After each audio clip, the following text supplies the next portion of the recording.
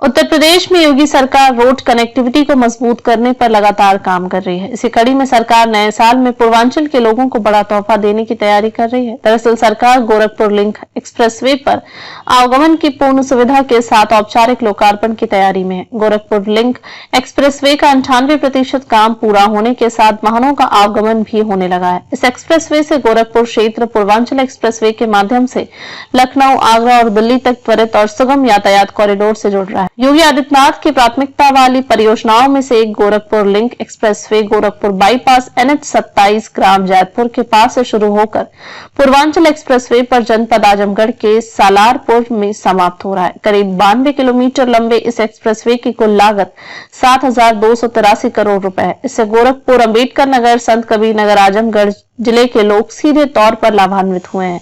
Gorakhpur link expressway तीव्र संपर्क और बेहतर यात्रा अनुभव प्रदान करेगा। इसके साथ ही साथ संबंधित क्षेत्र के जनमानस को भी एक दूसरे के और निकट लाने में मदद करेगा। UP expressway industrial development authority की ऑफिशियल वेबसाइट पर 23 दिसंबर तक अपडेटेड जानकारी के अनुसार गोरखपुर लिंक एक्सप्रेसवे का 98% निर्माण कार्य पूरा हो चुका है। मेन कैरेजवे में क्लियरिंग एंड ग्रमिंग का काम 100%, मिट्टी का काम 100% पूरा कराया गया है। एक्सप्रेसवे पर कुल प्रस्तावित 343 संरचनाओं में से 337 बन चुके हैं। अन्य के निर्माण का कार्य तेजी से कराया जा रहा है। बता दें कि गोरखपुर लिंक एक्सप्रेसवे के निर्माण का कार्य काफी मुश्किल था। दरअसल गोरखपुर जिले में जितनी भी दूरी इस एक्सप्रेसवे को दायरे में आती है वह लो लैंड वाला है। यहाँ सामान्य सड़क भी हर साल क्षतिग्रस्त हो जाती है। ऐसे में एक्सप्रेसवे के लिए मिट्टी भराई करना चुनौतीपूर्ण कार्य था, लेकिन सीएम योगी के निर्देश पर प्रशासन के अफसरों ने इस चुनौती को भी सफलतापूर्वक निपटा दिया है। गोरखपुर लिंक एक्सप्रेसवे से पूर्वांचल एक्सप्रेसवे होते हुए लोगों को गोरखपुर से लखनऊ पहुंचने में महज 3.5 घंटे का समय लगेगा। इसके अलावा इसकी कनेक्टिविटी से लोग दिल्ली से लेकर आगरा तक के शानदार सफर का आनंद ले सकेंगे।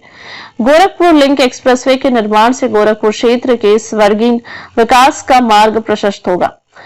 एक्सप्रेसवे के प्रवेश नियंत्रित होने से वाहनों के ईंधन खपत में महत्वपूर्ण बचत, समय की बचत और पर्यावरणीय प्रदूषण का नियंत्रण भी संभव हो सकेगा। इस एक्सप्रेसवे से आच्छादित क्षेत्रों के सामाजिक और आर्थिक विकास के साथ ही कृषि, वाणिज्य, पर्यटन तथा उद्योगों की आय को बढ़ावा मिलेगा। विभिन्न उत्पादक इकाइयों, विकास केंद्रों तथा कृषि उत्पादन क्षेत्रों को राष्ट्रीय राजधानी से जोड़ते हुए एक इंडस्ट्रियल कॉरिडोर के रूप में सहायक होगा। एक्सप्रेसवे के दोनों तरफ योगी सरकार इंडस्ट्रियल कॉरिडोर भी बना रही है। बता दें कि अलग अलग मार्ग से गोरखपुर को कनेक्ट करने वाले कई एक्सप्रेसवे पर काम हो रहा है।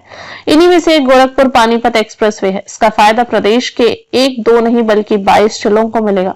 पहले गोरखपुर से शामली तक ग्रीनफील्ड एक्सप्रेसवे का निर्माण किया जाना था। DPR का काम भी लगभग पूरा हो चुका था, लेकिन आखिरी चरण में इसे शामली से बढ़ाकर पानीपत तक बनाने का फैसला किया गया है। इस एक्सप्रेसवे का रूट चार्ट तैयार कर रहा है, जो उत्तर प्रदेश के गोरखपुर जिले से होते हुए हरियाणा के पानीपत तक जाएगा। यूपी, दिल्ली, हरियाणा और पंजाब की इससे कनेक्टिविटी बेहतर होगी। इसी तरह गोरखपुर सिलीगुड़ी एक्सप्रेसवे का निर्माण कार्य भी शुरू हो गया है।